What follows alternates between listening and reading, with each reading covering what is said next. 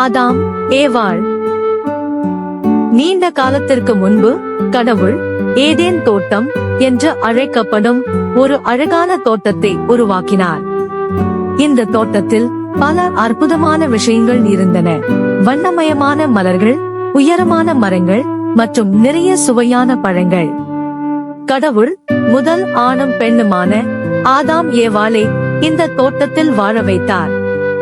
அவர்கள் மிகவும் மகிழ்ச்சியாக இருந்தனர் மற்றும் அவர்களுக்கு தேவையான அனைத்தையும் பெற்றனர். கடவுள் ஆதாமுக்கும் ஏவாளுக்கும் ஒரே ஒரு விதியை கொடுத்தார். அவர்கள் தோட்டத்தில் உள்ள எந்த மரத்திலிருந்தும் பழங்களை உண்ணலாம். ஆனால் தோட்டத்தின் நடுவில் உள்ள மரத்தின் கனியை மட்டும் உண்ணக்கூடாது என்றும், மீறினால் அவர்கள் சாவார்கள் என்றும், அது அவர்களுக்கு நல்லதல்ல என்றும் கடவுள் கட்டளையிட்டார். ஒரு நாள் ஏவாளிடம் ஒரு பாம்பு வந்தது. ஆண்டவராகிய கடவுள் படைத்தவற்றில் பாம்பு மிகவும் சூழ்ச்சிமிக்கதாக இருந்தது.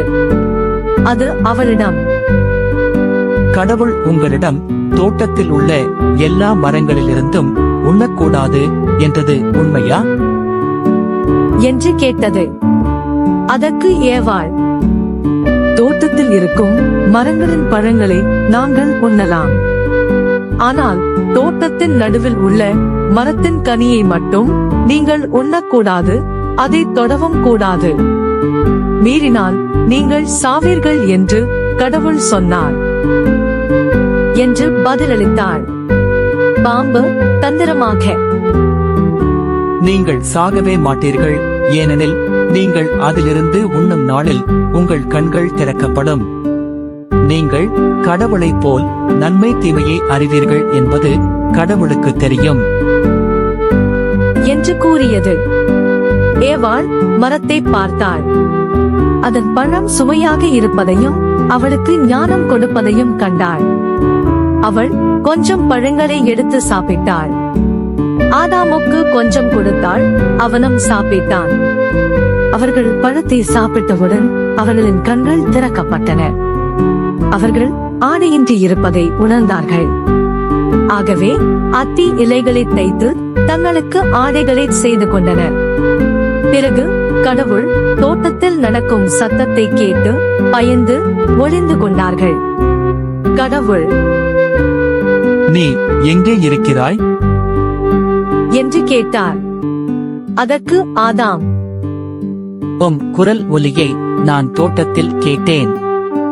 ஆனால் எனக்கு அச்சமாக இருந்தது, ஏனெனில் நான் ஆடையின்றி இருந்தேன். எனவே நான் ஒளிந்து கொண்டேன் என்றான். கடவுள் ஆதாமிடம், நீ ஆடையின்றி இருக்கின்றாய் என்று உனக்குச் சொன்னது யார்? நீ உண்ணக்கூடாது என்று நான் விலக்கிய மரத்திலிருந்து நீ உண்டாயோ என்று கேட்டார். ஆதாம், ஏவாள் என்னிடம் பழத்தை கொடுத்தாள், நானும் அதை உண்டேன் என்றான். ஏவாள், பாம்பு என்னை ஏமாற்றியது, நானும் அதை உண்டேன் என்றாள். ஆதாமும் ஏவாளும் தனக்கு கீழ்ப்படியாமல் போனதால் கடவுள் வருத்தப்பட்டார். அவர் பாம்பிடம், நீ இதை செய்ததால் நீ சபிக்கப்பட்டிருப்பாய், உன் வயிற்றினால் ஊர்ந்து உன் வாழ்நாள் எல்லாம் புழுதியை தின்பாய் என்று கூறினார். ஏவாளிடம், உன் மகப்பேற்றின் வேதனையை மிகுதியாக்குவேன், உன் கணவன் உன்னை வழிநடத்த விரும்புவாய் என்றார். ஆதாமிடம், நீ ஏவாள் சொன்னதை கேட்டு பழத்தை உண்டதால் உன் பொருட்டு நிலம் சபிக்கப்பட்டுள்ளது, அதிலிருந்து உணவை பெற நீங்கள் கடினமாக உழைக்க வேண்டியிருக்கும் என்று கூறினார். கடவுள் ஆதாம் மற்றும் ஏவாளுக்கு விலங்குகளின் தோள்களால் ஆடைகளை உருவாக்கி தோட்டத்திற்கு வெளியே அனுப்பினார். நுழைவாயிலை காக்க அவர் வானதூதர்களை எரியும் வாள்களுடன் வைத்தார். அதனால் அவர்களால் திரும்பி வர முடியவில்லை. ஆதாமும் ஏவாளும் ஒரு பெரிய தவறு செய்தாலும் கடவுள் இன்னும் அவர்களை நேசித்தார். அவர்களுக்கு உதவுவதாக வாக்குறுதி அளித்தார். இந்த கதை கடவுளுக்கு செவிசாய்ப்பதன் முக்கியத்துவத்தையும் நம் செயல்களின் விளைவுகளையும் பற்றி நமக்கு கற்பிக்கிறது. ஆனால் நாம் தவறு செய்தாலும் கூட கடவுளின் அன்பு மற்றும் நம்மீது அவர் கொண்ட அக்கறை குறைவதில்லை என்பதையும் இது வலியுறுத்துகிறது. ஆதாம் மற்றும் ஏவாளின் கீழ்ப்படியாமை தங்களுக்கும் மற்றும் அனைத்து மனிதகுலத்திற்கும் அதற்கான விளைவுகளுக்கு வழிவகுத்தது. இது கடவுளின் வழிகாட்டுதல்களையும் வழிமுறைகளையும் பின்பற்றுவதன் முக்கியத்துவத்தை நமக்கு கற்பிக்கிறது. அவர்கள் கீழ்ப்படியாத போதிலும் கடவுள் ஆதாமையும் ஏவாளையும் கவனித்துக் கொண்டார்.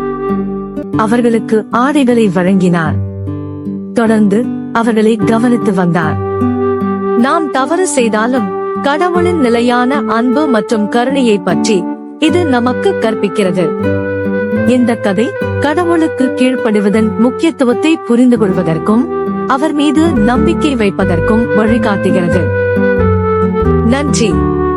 மீண்டும் அடுத்த இறை அனுபவத்தில் சந்திப்போம்.